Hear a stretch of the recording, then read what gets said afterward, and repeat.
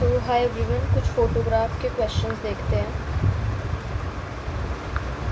Mention the three faces of the author's relationship with his grandmother before he left else country to study abroad. तो basically हमें three faces बताने हैं उसकी grandmother के, कि जब जो उनका ग्रैंडसन है वो अब्रॉड जाता है पढ़ने के लिए. ठीक है. सो चाइल्डहुड की हम बात कर रहे हैं. सबसे पहले चाइल्डहुड में when he went to the village school and the grandmother helped him to get ready and went to school with him. Childhood के अंदर जब वो विलेज के स्कूल में पढ़ता था तो जो उसकी ग्रैंडमदर है वो उसे तैयार करती थी स्कूल के लिए एंड वही उसे छोड़ने के लिए जाती थी.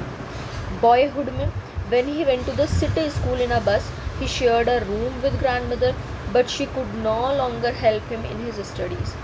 उसकी जो राइटर है उनकी स्टडीज़ में ना उनकी ग्रैंडमदर कोई हेल्प नहीं कर पाती थी, बिकॉज वो कुछ साइंस रिलेटेड वहाँ पर पढ़ाई ज़्यादा होती थी. नेक्स्ट, अर्ली यूथ में क्या था? When he went to the university, जब वो यूनिवर्सिटी में गया, he was given a room of him own, मतलब उसके लिए एक सेपरेट रूम राइटर को मिल गया. And the common link of friendship was snapped. तो जो उनकी ग्रैंडमदर एंड जो ग्रैंडसन है उनके बीच में जो रिलेशनशिप था वो कम हो गया.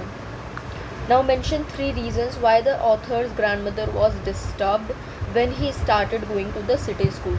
कोई भी 3 रीजन्स बताओ जिसकी वजह से जो ऑथर की ग्रैंडमदर है वो डिस्टर्ब हुई to going to the city school. She hated western science and learning. Western science and learning उनके सिटी स्कूल में पढ़ाई जा रही थी. She was pained to know that there was no teaching of God and the scriptures there. वहाँ पर कोई God teaching नहीं थी जैसे एक विलेज स्कूल में होती थी, वो वहाँ पर इंक्लूडेड नहीं था. वहाँ पर साइंस रिलेटेड टीचिंग ज़्यादा होती थी, है ना. She was allergic to music. वो म्यूज़िक की मतलब बहुत ज़्यादा इंडीड थी म्यूज़िक के अंदर. She thought it was not meant for decent people and gentle folk. मतलब वहाँ पर अलग ही टाइप के म्यूज़िक वहाँ पर होते थे. वो ये सोचती थी कि ये डिसेंट लोगों के लिए एंड जेंटल फॉक लोगों के लिए इस टाइप का म्यूज़िक उन्हें नहीं सुनना चाहिए. 3 ways in which the author's grandmother spent her days after he grew up. कोई से भी 3 ऐसे वेज बताओ जिससे कि जो ऑथर के ग्रैंडमदर है उन्होंने अपने डेज स्पेंड करे आफ्टर ही ग्रू अप, जब जो हमारा ऑथर है वो मतलब पूरा बड़ा हो जाता है. She lived alone. अपने एक अकेले रूम में रहने लगी. As she had accepted her loneliness quietly. उन्होंने अपनी लोनलीनेस को क्वाइटली एक्सेप्ट करा कि यस हाँ, मेरा जो ग्रैंडसन है वो अब मेरे साथ नहीं रह सकता है, बिकॉज अब उसे भी पढ़ाई करने अब्रॉड जाना पड़ेगा. She said at her spinning wheel reciting prayers. अपने स्पिनिंग व्हील जो चरखा होता है वो या तो उसे चलाती रहती थी या फिर प्रेयर्स रिसाइट करती थी. Reciting prayers. ठीक है. Third, in the afternoon she would feel the sparrows for half an hour. Afternoon में वो स्पैरोज़ को फीड करती थी. ये फील नहीं होगा, ये फीड लिखा हुआ है. ठीक है. वो स्पैरोज़ को फीड करती थी for half an hour. Now next, the old ways in which the author's grandmother behaved just before she died.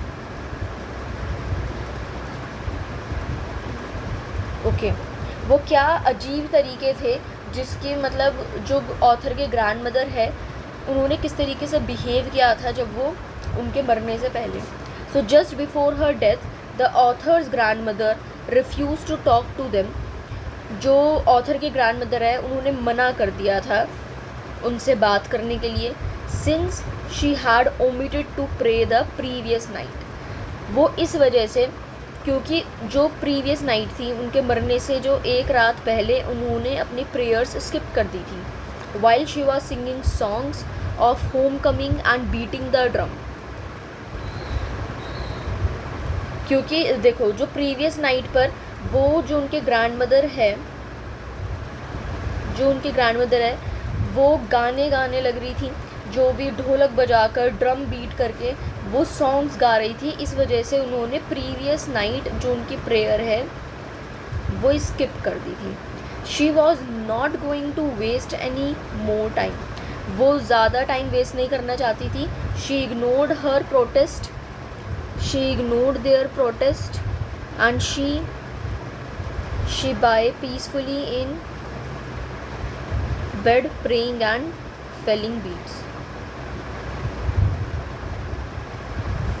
तो मतलब फिर एंडिंग में क्या हुआ था, हमने पढ़ा था ना कि एंडिंग के अंदर क्या हुआ था। एंडिंग में जो ग्रैंडमदर है वो पीसफुली बेड पर ही प्रे करते करते उनके हाथों में से जो उनकी रिसाइटिंग प्रेयर, जो वो माला बुनती रहती थी, उसके बीट्स फिर नीचे गिर गए। The way in which the sparrows expressed their sorrow when the author's grandmother died. किस तरह से जो स्पैरो थी उन्होंने अपना दुख दिखाया जब उनकी ग्रैंडमदर की डेथ हो गई थी। So thousands of sparrows sat silently surrounding the dead body. जहाँ उनके ग्रैंडमदर की डेड बॉडी थी वहाँ पर थाउजेंड ऑफ स्पैरोज इकट्ठी हो गई थी उनके आसपास। There was no chirping. कोई चिड़िया चहक नहीं रही थी। There was no chirping. The author's mother throw some crumbs of bread. Crumbs of bread means bread के कुछ टुकड़े उन्होंने छोड़ दिए, फेंक दिए वहाँ पर। To them they took no notice of them. उन्हें स्पैरोज को कुछ मतलब नहीं था कि वो ब्रेड क्रम्स कुछ नहीं देख रही थी। They were just feeling the sorrowness. As soon as the grandmother's corpse was carried off। Corpse मतलब लाश।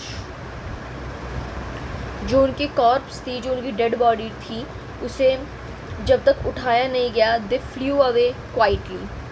जब उनकी जो डेड बॉडी है उसकी ग्रैंडमदर की, जब उसे उठाकर जाने लगे तो वो स्पैरोज भी चुपचाप क्वाइटली उड़ गई। Thus the sparrows expressed their sorrow. तो इस तरह से जो स्पैरो है उन्होंने अपना दुख दर्द बताया। एक extra question. The poet has paid a tribute to her mother. Similar instances can be seen in the chapter A Portrait of the Lady. This made you think that writing about loved ones is much better than building their statues or drawing their portraits. Elaborate it in your own words. तो ये आपका एक portrait of a lady का ये question है, portrait of a lady, and ये वहाँ से ही क्वेश्चन उठाया गया है। आई होप आपने वो पढ़ रखी होगी। वो स्टोरी नहीं है, एक्चुअल में वो एक पोम है छोटी सी। तो जो पोएट है उन्होंने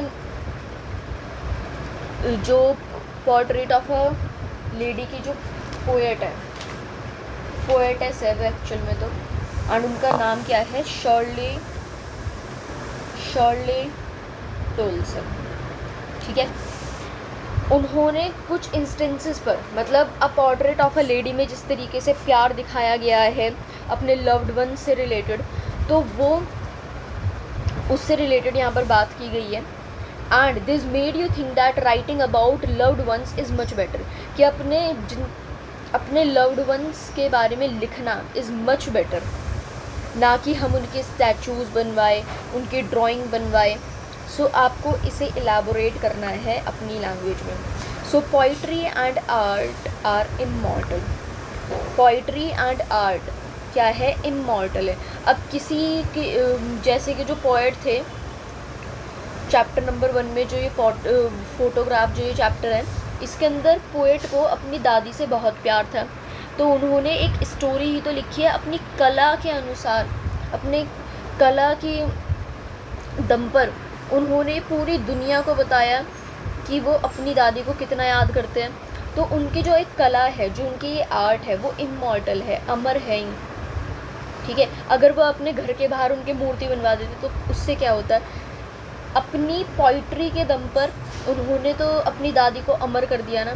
दे continue to live from one generation to another. Poetry and art immortal है। लाइक ये कितने टाइम पहले, मतलब इस बात को भी 40-50 साल हो गए होंगे। नाउ हमने 5 to 6 डिकेड्स कंप्लीट कर लिए जब ये चैप्टर लिखा गया था। तो one generation to another generation, ये जो पोइट्री एंड आर्ट है ये कंटिन्यू होती रहती है, कभी ख़त्म नहीं होती है, ठीक है। They continue to live from one generation to another in the form of books and memories scattered in different parts of the world. So if we really wish our beloved ones to be remembered for ages, it is far better to immortalize our love for them by either writing a poem, story or book on them. अगर हम अपने loved ones के लिए प्यार दिखाना चाहते हैं तो हमें ये स्टैचूज़ वगैरह नहीं बनवाने चाहिए। हमें अपनी फीलिंग से एक पोम लिखनी चाहिए, एक स्टोरी या फिर बुक लिखनी चाहिए उनके ऊपर, जिसकी वजह से जो हमारी फीलिंग्स है वो हमेशा इमॉर्टलाइज हो, मतलब अमर रहे हमारी। इमॉर्टल का मतलब अमर, एंड मॉर्टल का मतलब नश्वर, जो ख़त्म हो जाए, ठीक है। So even if we get some statue erected for them, अगर हम कोई स्टैचू भी अगर बनवा देंगे, so it will be broken by the ravages of time, मतलब टाइम के साथ साथ वो टूटने भी लगेगा। So however the poem, story और book will continue to exist. Poem, story या फिर बुक वो एग्जिस्ट करेगी, so will be their memory. Khushwant Singh immortalised his grandmother. Khushwant Singh ने अपनी ग्रैंडमदर को अमर बनाया है।